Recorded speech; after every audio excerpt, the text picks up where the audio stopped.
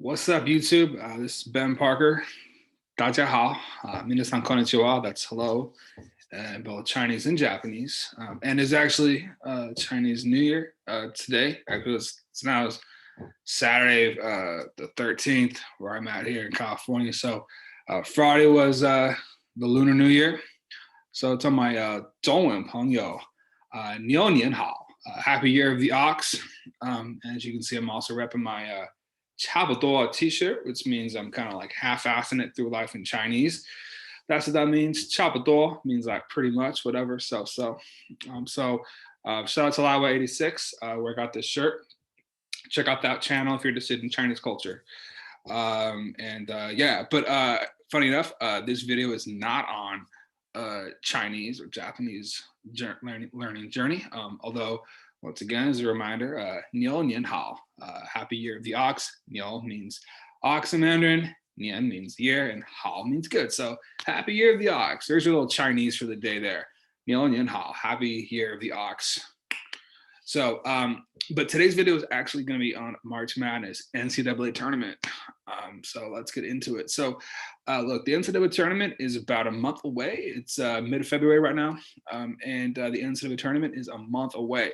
Now, for those that know me, you guys know that I cover the Cal Bears basketball team, both men's and women's basketball for Rivals.com over at GoldenBearReport.com. So I'm covering them for about 5-6 years. So college, I eat, sleep, and breathe college hoops when I'm not studying Chinese and Japanese. And I am really passionate about college basketball. And I decided for this year, I would upload a video just kind of sharing my own personal kind of insights into how to create a successful March Madness bracket. These are just kind of my personal tips for success. Create a bracket. And just for the record too, like I don't want anybody thinking like, oh, like, my bracket, like, sucks or whatever, like come out through Ben Parker and blame me for your bracket failing. So I don't want any of that happening. But hopefully, if you're just starting out, if you've never filled out a bracket before, don't know where to begin. My video can help you out. I think my insights can help you out a little bit. And then if you're somebody who is a diehard college basketball fan and just likes watching videos on March Madness, like this is also a video for you. Yeah, so if you're trying your bracket pool, this video could help as well. And you might be wondering, well, why are you making a video in February when March Madness isn't until like March? It's because the principles that I'm talking about today are things that I think are essential to having a good bracket. And you don't need to see the bracket to know these principles. Obviously, you're going to want to look at the bracket before you make your picks, obviously. But these are just principles that I found to help me be successful in my brackets. And I think these are just good principles to adhere to. And this comes from my years covering college basketball, and also my experiences of making some bad picks in March. And in case anyone's wondering, like I will, once my bracket is up and submitted, I will go through that with all of you as well. So I'm going to hold myself accountable too. So I don't want anybody thinking that I'm going to just give it advice and then not follow it. So I'm going to follow my advice as well. But anyway, so the title of this video is 10 tips to having a successful March Madness bracket. Let's get into it. So how do you have a successful March Madness bracket? Firstly, quickly, if you are like totally new to this, the whole concept of a March Madness bracket is people make predictions on what they think the NCAA tournament bracket is going to be, how I think it's going to end up. So make predictions, and for every prediction get right, you get a point. And the further your pick goes in the tournament, the more picks you get. Right. So if you have a team winning the national championship with each round that they advance, they're going to pick up more points for your bracket. It's all about points. Right. And it's important to understand that, your ultimate goal really should be all about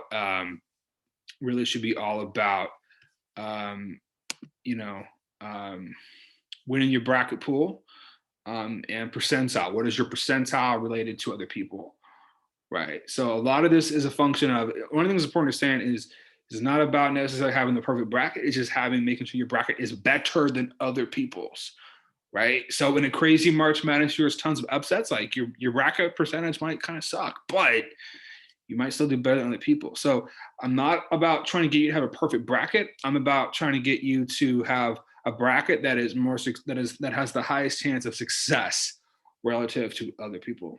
So with that as a disclaimer, um, let's get into it. Oh, one more last thing too. In case you're wondering like which bracket things to join, I should say Rivals.com is part of Yahoo Sports, so I should have put a plug in for the Yahoo bracket pool. But ESPN bracket pool is fine.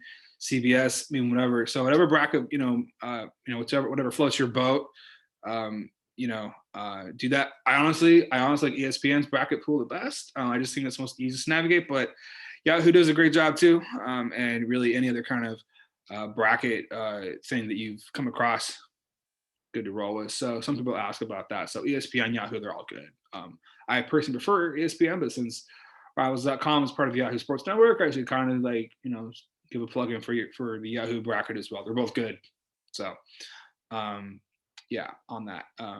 So any rate, let's get into the tips. So what I have done here is I have created a document here that you can see.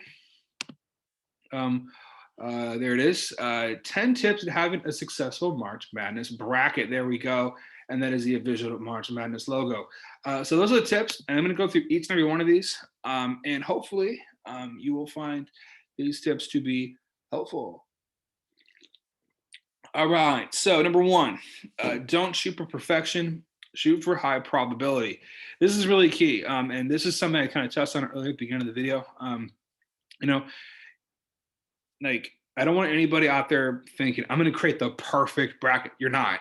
There's a reason why Warren Buffett does his $1 billion for the perfect bracket. I think it's because no one's like ever had a perfect bracket. I don't think.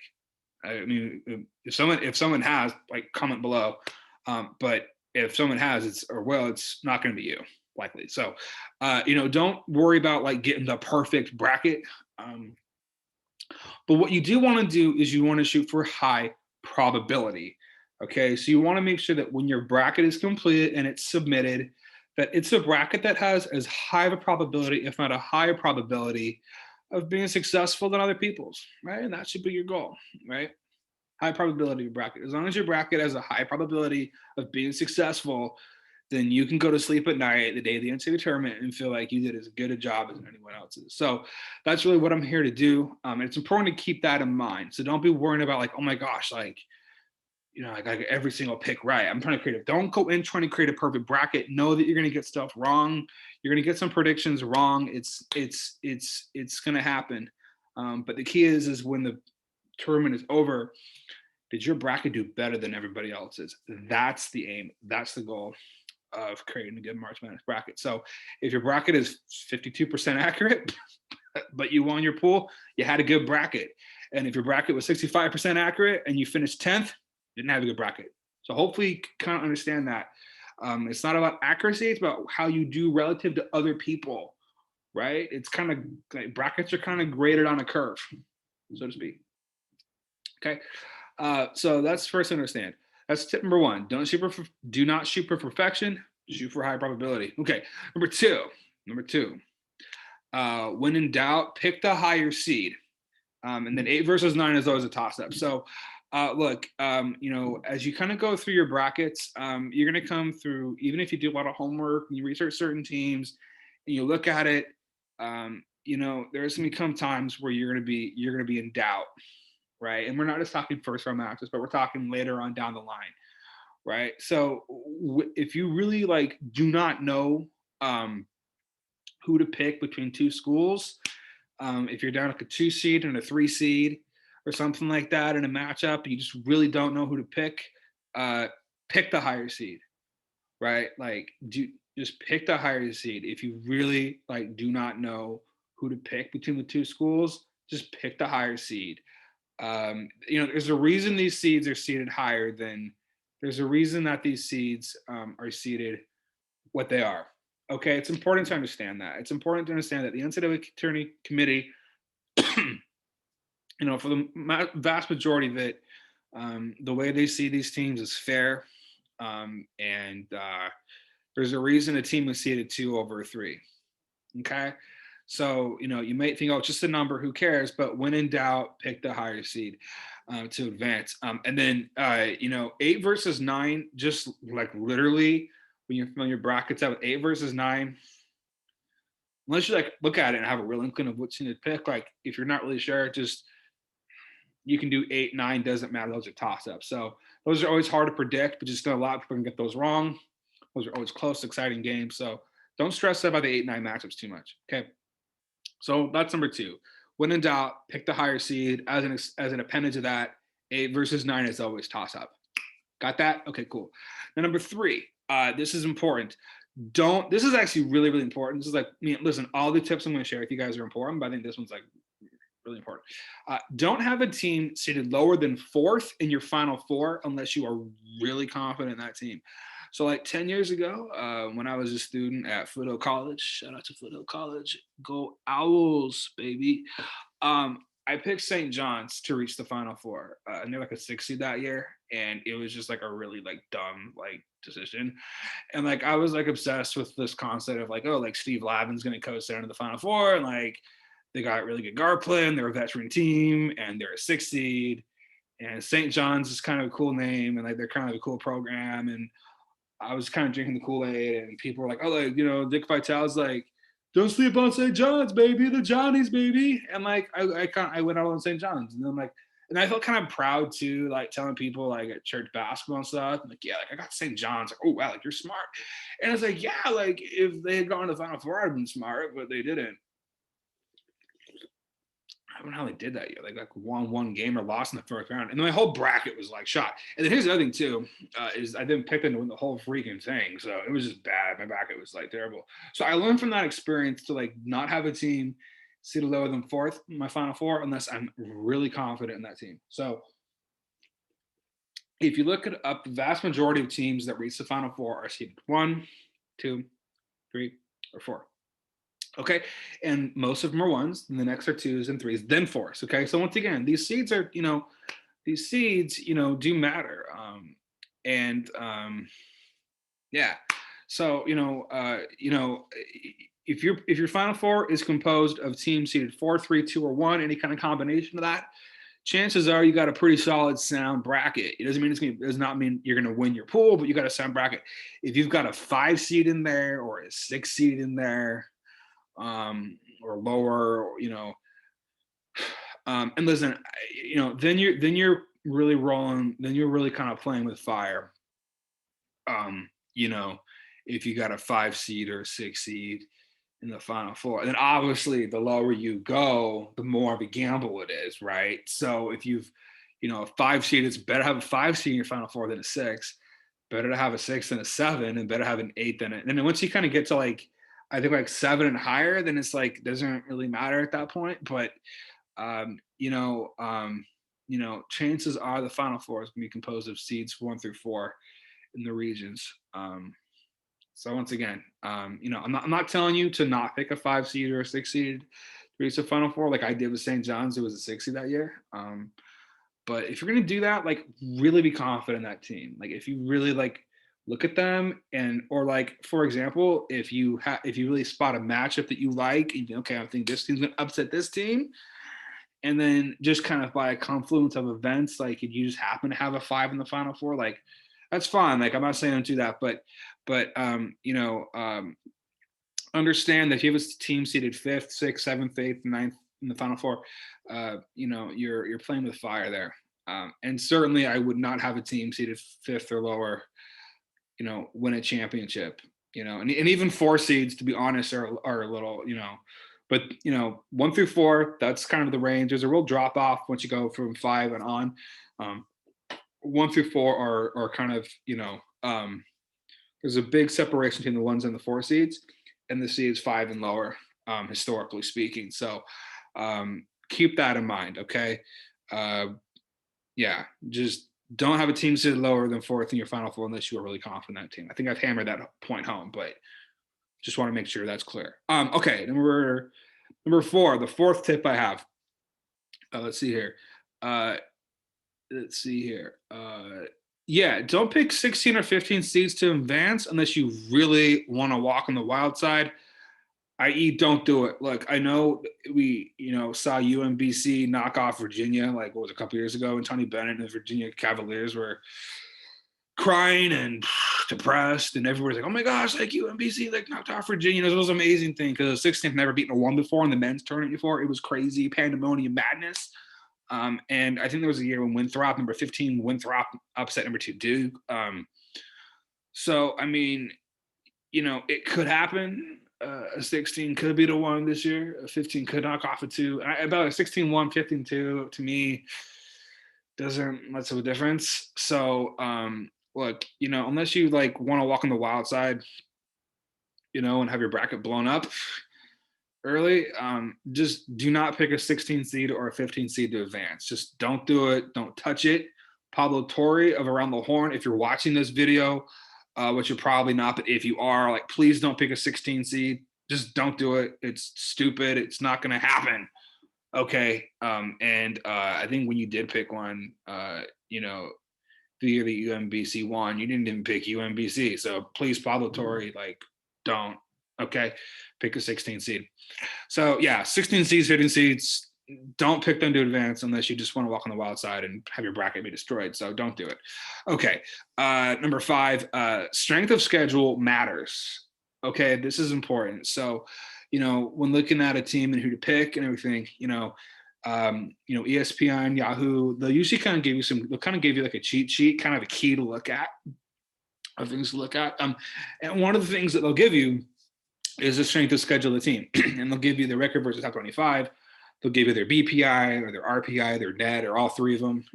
Some of them not all of them deliver all of them to you, but most of them will deliver you BPI and top 25 and RPI and or net. So, those kind of metrics matter. And in case, you're not sure what BPI, RPI, and net is, these are all different metrics that basically kind of rank you based upon who you've beaten relative to your schedule. And BPI is a little more nuanced. BPI net, I think, are a little more nuanced than RPI because they actually factor in, margin of victory and if you were home or away or that kind of stuff. So BPI is a little more precise than RPI. RPI is just more about, did you beat the team? And I think they do factor in home and away, but BPI like goes into more details like home and away, final score, etc. And strength of the opponent, whereas an RPI more just focuses on the opponent itself. Right. So BPI is like a little more nuanced and better, but those numbers all matter, right? Those metrics all matter because it factors in the team's record along with their strength of schedule, right? So for example, let's use Cal as an example, right? So Cal they beat Seattle U this year. They beat San Francisco this year, right? Those wins don't carry as much weight as their 2 Pac-12 wins this year over Utah and Washington, because Utah and Washington are Pac-12 and Seattle and San Francisco were mid-major programs. So that kind of thing, right? So that's what it factors into, right? So how does the team do relative to their strength of schedule, right? Because this is one of the things that if you rack up a lot of wins against a lot of powder puff teams, like you didn't play anybody good, right? And then if you had a worse record, but you play a lot better teams, how do you balance that out, right? Like who's better between a team that won a lot of games against some crappy teams and a team that didn't have as good a record, but they played against a lot better teams? Who's better? Well, that's where BPI, RPI come in. So you do want to check that out. And then record versus top 25 is a little different than those ones. I actually like record versus top 25 a lot because it tells you just at a very basic level, how's this team played a ranked team this year and how do they do, right? So, this is something that I put a lot of stock in. So if a mid-major program, if a mid-major program is like seeded 12 and they're 0-2 or 0-3 against top 25 teams, probably not winning their matchup, honestly. But like if I spot a 12 seed that's like 1-1 against top 25 teams, maybe I do pick them, right? So strength of schedule absolutely matters. Okay. And this kind of bleeds into number 6 a little bit. I was talking about here, which is number 6 now. So once again, 5, strength of schedule matters. Record versus top 25, BPA, RPI, net, etc. Okay, that stuff matters. Pay attention to that stuff. Do not gloss over that. Number 6, 12-5, 11-6 are your sweet spots for upsets. Okay. So watch out for those. The key to look for with those, in addition to strength of schedule, is record in last 10 games and tournament experience. Okay. Um, if you're, the majority, because one of the things that people get excited about with March Madness is the upsets, right? Like that's like the thing that people love about March Madness. All right, that's where this name comes from. Everyone thinks about the upsets in March. They think about the 12 seed over the 5. It's the diaper dandy, baby. All that stuff. Dick Vitale, right? Like it's the 12 seed over the 5. It's the 14 over the 3, or the UMBC 16 over the 1. Like, oh my gosh, it's amazing, baby. Like that's what people like about March Madness, right? It's the upsets. So it's important to note that the 12-5, 11-6 matchups, those are kind of the sweet spots of upsets. And just for the record, I don't consider 9 over an 8 an upset, and I don't even really consider a 10 over a 7 an upset. 8-9, 10-7, those are toss-ups to me. But once you start talking 11-6, 12-5, 13-4, that's when we start getting into upset territory, and we got to actually start categorizing stuff as upsets.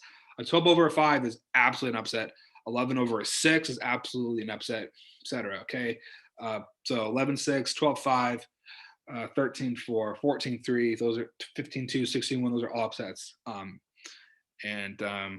Yeah, but where the sweet spot of upsets happen is the 12-5, 11-6 spot. So I'm not saying you have to pick a 12 and 11 to win. I'm not saying you have to do that. Got to pick one in your bracket and just hope you get one right. But just know that those are real sweet spots for upsets historically.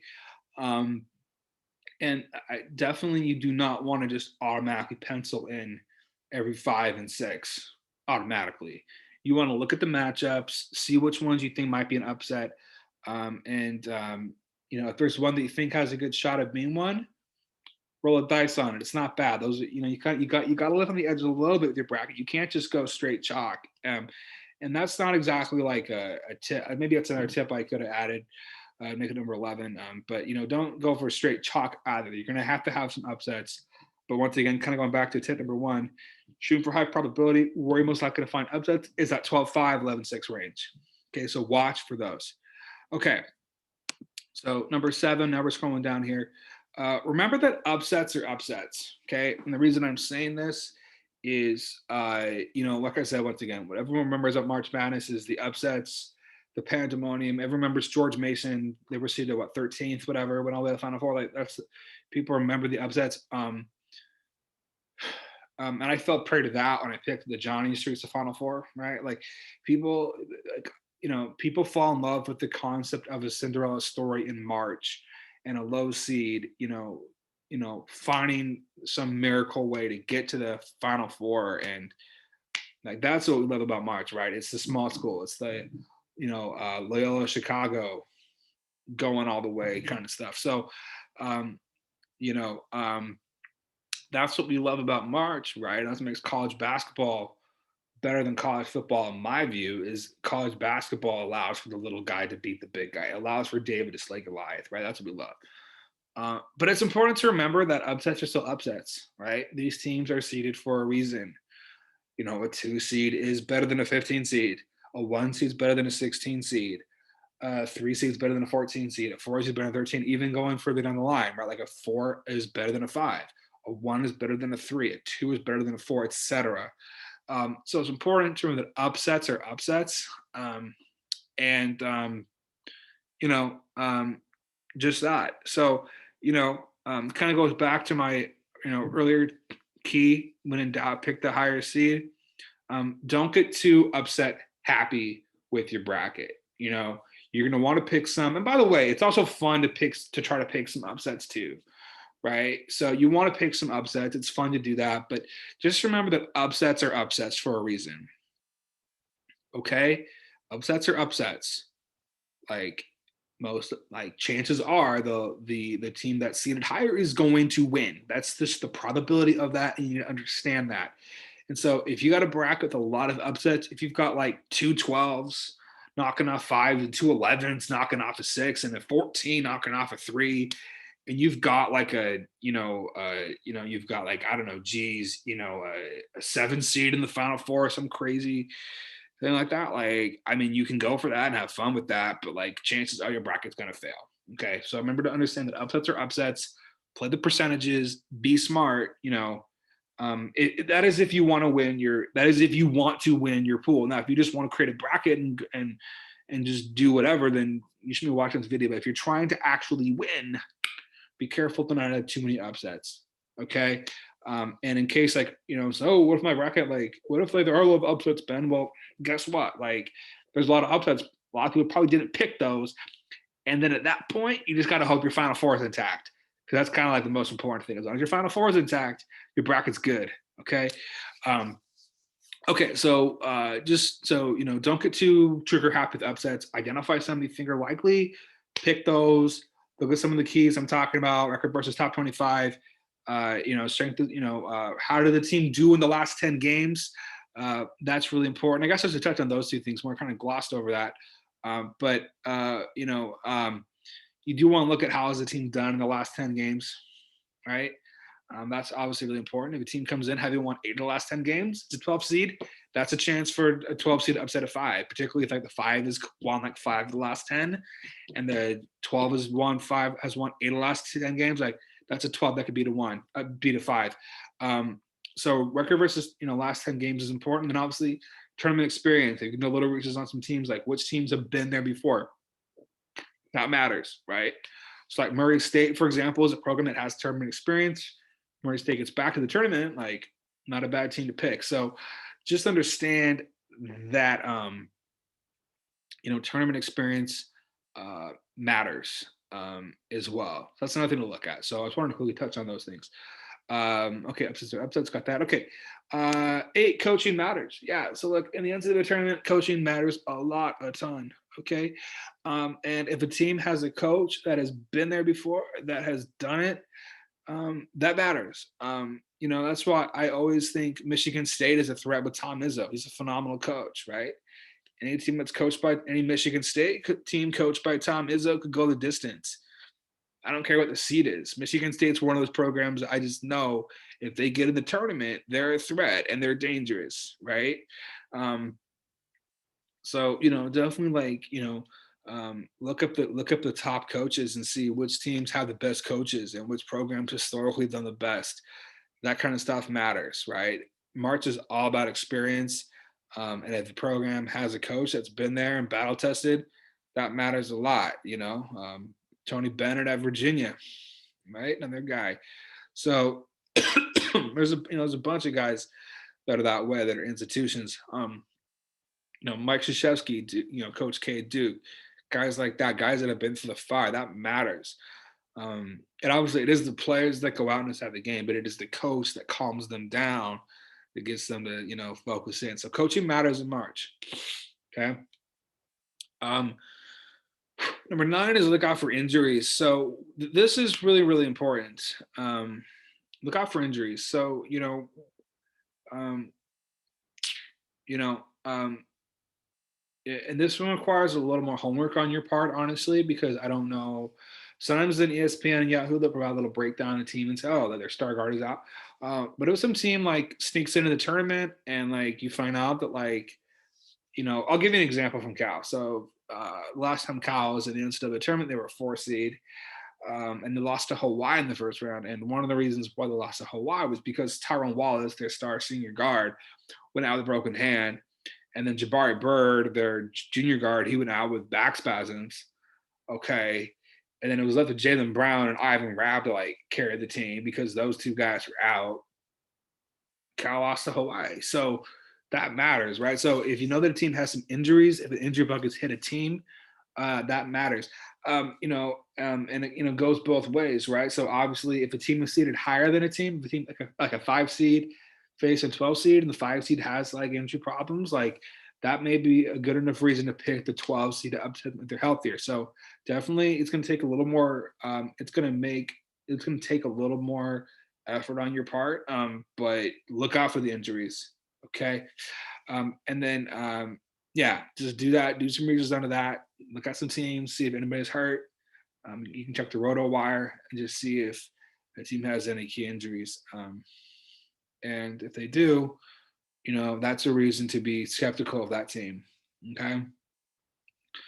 And then number 10, last but not least, don't fall in love with a team. Use your head. Now, listen, if you're a fan of a particular school and you just want to pick your school to go all the way because that's just who you are, God bless. Peace be unto you. Good luck. Obviously, if your team happens to be seated high, that's great. Great. If your school is seated 4, 3, 2, 1, pick your school. That's not a bad pick. But like if you're, like BYU, for example, this year is probably predicted to be a 9 seed this year. Like if you're a BYU fan, picking BYU to go all the way, like go for it. But they're probably not going to the Final Four. And BYU's got a good team this year, but they're probably not going to the Final Four. So, if you're trying to actually win your bracket pool, like don't fall in love with the team. Use your head. And it's kind of what happened with me when I had that experience with St. John's, where I got obsessed with St. John's, and I was like, oh, I got something here. No, I don't. And listen, if you're gonna have a team like if you're gonna have like a kind of a surprise sleeper Final Four team, maybe don't have that team win the championship. Like having them reach the Final Four is enough of a gamble, you know. But yeah, don't fall in love with the team. Use your head, right? If you're trying to actually win your bracket pool, I don't keep saying that, but it's just really true, right? Sometimes you like the concept of a team.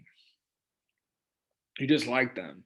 You don't really think about the matchups, right? It's like, man, but like, wouldn't it be cool if this school went all the way? Or if you're like, man, I just really like this dude, or man, I know it's unlikely that this team does, but man, they're just so cool. Like I like them. Like I'm trying to say is like, do not go with your heart. I hate to say this, but go with your head as much as you can. Go with your head, play the percentages, and if you do that, your bracket's going to be good. So hopefully, this video helped you guys. Once again, number one, don't shoot for perfection, shoot for high probability. Number two, when in doubt, pick the higher seed. 8 versus 9 always a toss-up. Number three, don't have a team to lower than 4th in your Final Four unless you are really confident in that team. Number 4, don't pick 16 seeds or 15 seeds to advance unless you really want to walk on the wild side. That is to say, don't do it. It's stupid. Number 5, strength of schedule matters. Record versus top 25, BPI, RPI, net, all that analytic stuff. It does matter when picking a team. It's absolutely something to factor into the equation. That's not stuff to gloss over. Number 6, 12-5, 11-6 are your sweet spots for upsets, so watch out for those. Key things to look for in addition to strength of schedule is record in last 10 games, and tournament experience. 7, please remember that upsets are upsets. Once again, upsets are upsets for a reason, so don't go too upset happy. Just keep in mind the higher seeds probably going to advance. Okay, that's the reason they're seated higher. Number 8, coaching matters. You absolutely want to know what type of coach a team has, and whether or not they're gonna, and what the experience of that coach is, right? So if the coach has gone to the tournament, won tournament games, that's a plus for that team. If that coach hasn't won a tournament game before, it's a strike against them. Number 9, look out for injuries. This one requires a little more work on your part, but you can, the information is there online. Just look up the team, look up the game logs and see who hasn't played every game. And then if you spot a guy that's, he's averaging 13 points a game, but he's played like half the season, like check and make sure he's out or not, So injuries do matter. Look out for those. And then 10, once again, please don't fall in love with the team. Use your head, don't fall in love with a team. Don't be like, oh my gosh, I want to be the person that picked, 5th seeded whatever to go all the way. Like there's a reason that not many people picked them. Right? I thought I was so smart for picking St. John's, but there was a reason why they didn't go all the way. And as you can tell, I'm so bitter about that bracket not working out. So them some breaks. So anyway, those are my tips for filling out March Madness bracket. 10 tips to having a successful bracket. I found that if you follow these tips and keep these things in mind, your odds of having a good bracket go way up. But obviously, these are just tips. There's no guarantee that you're going to win your bracket pool if you do follow these tips. Just because the NCAA tournament is unpredictable, and you never know what's going to happen. And you could have the best bracket in the world and do all the homework in the world and pick just the right matchups and analyze the right 12-5 matchups and end up with a really pretty, shiny, good-looking bracket, and it could blow up on the first day. So, but that's the beauty of March, and that's why we love it so much. So hopefully this video helped you all. Thanks so much for watching. And if you want to connect with me on Facebook, Twitter, Instagram, the handle is slamdunk406. I'll link that in the description below as well. And good luck with your brackets. And make sure to tune in to see what my final four picks are going to be after I apply these very principles to my bracket. So I'll walk you guys through my bracket, my picks, and I'm going to hold myself accountable. So, yeah. And on that note, you guys have a wonderful day. And to those that celebrate the Chinese New Year, Niao Nian Hao. Happy good year of the ox. And I'll catch you guys in the next one. Peace.